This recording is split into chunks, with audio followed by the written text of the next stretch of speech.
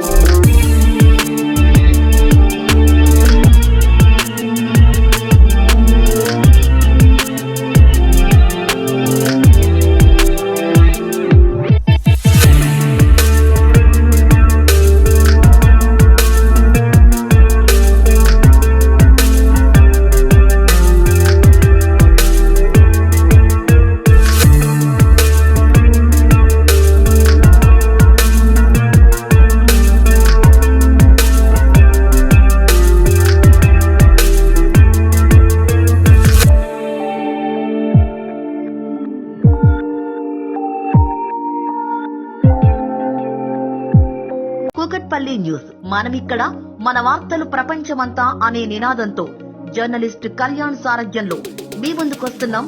Subscribe చేసుకుని ఆశీర్వదించండి.